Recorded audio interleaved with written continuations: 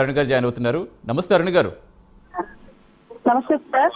నమస్తే అండి. మీరు చాలా బిజీగా ఉంటూ ఉంటారు. ఏంటి రెండో రోజు ముందుగా ఋషికొండకి వెళ్లే ముందు అసలు రెండో రోజు ఆల్రెడీ వరుసగా భేటీలు జరుగుతున్నాయి అందరితోటి. ఏంటండి హైలైట్స్ ఒకసారి చెప్తారా? సార్ ఇది యాక్చువల్ గా గవర్నమెంట్ లోకి కూటమి ప్రభుత్వాలు భాగస్వాములుగా జనసేన అధికారులు నుంచి మొదటగా జరుగుతున్న సమావేశం సార్ ఇది. పవన్ కళ్యాణ్ గారు రాబోయే రోజుల్లో పార్టీని ఏ విధంగా ముందుకు తీసుకెళ్తాము, ఇందులో కార్యాచరణ ఏ విధంగా ఉంటుంది, కార్యకర్తలకు ఏ విధంగా ఇప్పుడు గవర్నమెంట్ వచ్చిన తర్వాత వాళ్ళ ఇబ్బందులు ఎలా ఉన్నాయి, వాళ్ళకు ఉన్నటువంటి అడ్వాంటేజ్ ఎలా ఉంది, లేదా కొన్ని అంశాలని కన్సిడర్ చేసుకొని చేసినటువంటి ఇంకా కొనసాగుతున్నాయి సమావేశాలు కొనసాగుతున్నాయా? కంప్లీట్ అయిందా రెండో రోజు? అవును సార్, ఇప్పటికి కూడా ఇంకా పైన సమావేశం కొనసాగుతుంది sir. Yes coming back to మన టాపిక్ వద్దామంటే అసలు ఋషికొండ ఇప్పుడు గత కొన్నాళ్ళుగా ఇది ఎంత హాట్ టాపిక్ ఉందో ప్రత్యేకించి చెప్పక్కర్లేదు. ఇవాళ పవన్ గారు వెళ్ళి అక్కడ చేసిన వ్యాఖ్యలతోటి మరింత రాష్ట్రం అంతా చర్చించుకునే టాపిక్గా మారిపోయింది. ఏంటి అసలు ఏం జరుగుతుంది అనుకోవాలి, అది ఎలా ఉపయోగించుకోవాలి వీళ్ళకి తెలియక వీళ్ళు చేస్తున్న విమర్శలను వైసీపీ వాళ్ళు చెప్తున్నారు. సార్ ఒకప్పుడు ఋషికొండ అనేది ఆంధ్రప్రదేశ్ టూరిజం డిపార్ట్మెంట్ కి బంగారు కొండ. ఇవాళ YCP government last 5 years Andhra Pradesh rule చేసిన తర్వాత ఇవాళ ఋషికొండ అనేది ఆంధ్రప్రదేశ్ ప్రభుత్వ ఆర్థిక వ్యవస్థ మీద గుదిబండ. ఈ రోజు పవన్ కళ్యాణ్ గారు ఋషికొండని సందర్శించిన తర్వాత గతంలో ఎప్పుడు పోనివ్వలేదు సార్, మీకు తెలుసు. ఋషికొండ సందర్శనకి వచ్చినప్పుడు ఎంత పెద్ద డ్రామా నడిచిందో వైజాగ్ లో మీ అందరికీ తెలుసు. ఇవాళ మొదటిసారి పవన్ కళ్యాణ్ గారు లోపలికి వెళ్ళి పరిశీలించిన తర్వాత అక్కడ కట్టడానికి ఎంత వెచ్చించారు, దానిలో ఎంత అవినీతి జరిగి ఉంటే అంత ఖర్చు ప్రజాధన దుర్వినియోగం అక్కడ చేశారు. అసలు ఒక ముఖ్యమంత్రి క్యాంపు కార్యాలయాన్ని అంత స్థాయిలో ప్యాలెస్ల స్థాయిలో కట్టడము, పైగా గతంలో ప్రభుత్వానికి ఆదాయం వచ్చేటువంటి ఒక కార్యాలయాన్ని సొంత ప్రయోజనాల కోసం మరల్చడం, ఇవన్నీ కూడా ఆంధ్రప్రదేశ్ ప్రభుత్వ ఆర్థిక వ్యవస్థను దెబ్బతీసే విధంగానే ఉన్నాయి తప్ప ఏ విధంగానూ కూడా ప్రజలకు ఉపయోగపడేలాగా ఆ నిర్మాణం శాటితలమైనటువంటి విషయం సార్.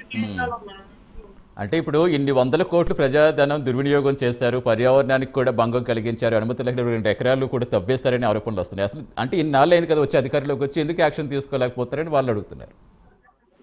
సార్ ఇప్పటి వరకు జరిగినటువంటి కట్టడానికి సంబంధించిన పూర్తిగా ఆర్థిక లావాదేవీలు ఎంత జరిగినాయని ఓపెన్ గానే ప్రభుత్వం చెప్తోంది. దానికి సంబంధించి ఈ విషయంలో మేము ఇంత ఖర్చు వైసీపీ ఎక్కడ బయట వచ్చిందిగో మేము ఋషికొండ మీద ఎంత ఖర్చు పెట్టలేదు కట్టడానికి అని చెప్పేసి వైసీపీ ఎక్కడ కూడా ఆ విషయం మీద ఏం పోరాటం చేయలేదు. కానీ కార్యాలయానికి ముఖ్యమంత్రి కార్యాలయం ప్రభుత్వ కార్యాలయమే కదా అని వాళ్ళ వాదన. మేము అడుగుతోంది ఏంటి అంటే, సంవత్సరానికి కోట్ల రూపాయల ఆదాయం తీసుకొచ్చేటువంటి ఒక హరిత భవనం కింద టూరిజం డిపార్ట్మెంట్ ఉన్నటువంటి ఒక కట్టడాన్ని ముఖ్యమంత్రి క్యాంపు కార్యాలయం కోసం మార్చడం కోసం అంత ప్రజాధనాన్ని ఎందుకు దుర్వినియోగం చేశారు? అక్కడ ఆర్థిక వ్యవస్థ ఇబ్బందికరంగా ఉన్నటువంటి సిచ్యువేషన్స్ అనేది మేము క్వశ్చన్ చేస్తున్నాము. అలాగే అందులో జరిగినటువంటి అవినీతి ఈ రోజు పవన్ కళ్యాణ్ గారు చూస్తే పైన ఉన్నటువంటి పెచ్చులు కూడా లాభకున్నటువంటి పెచ్చులు అప్పుడే ఊరి కింద పడుతున్నట్టు సిచ్యువేషన్.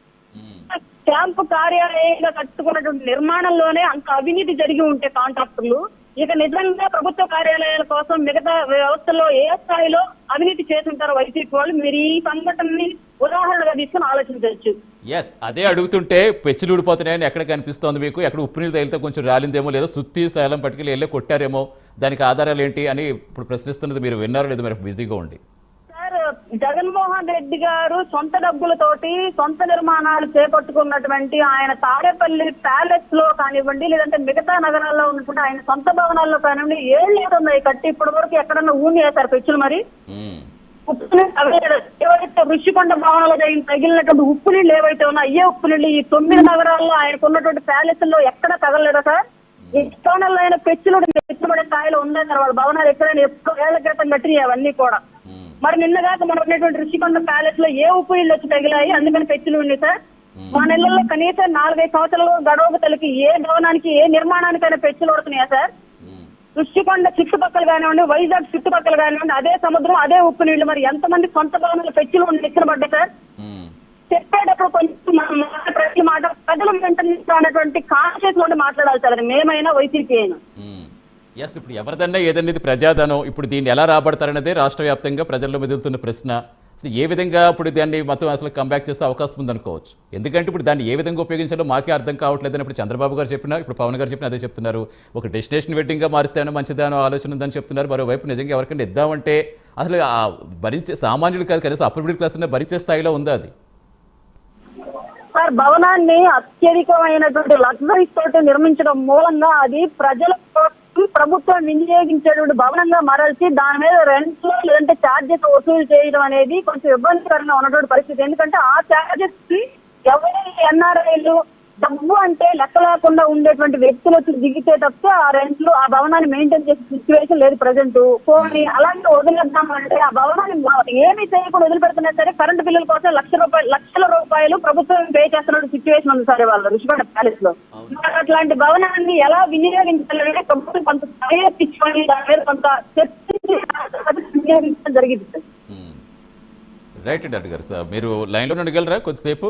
ఏమన్నా బిజీగా ఉన్నారా? Sure sir, sure. Sir break తీసుకుని వద్దామండి. అసలు ఏం జరగబోతుంది? ఈ భవనాల భద్రత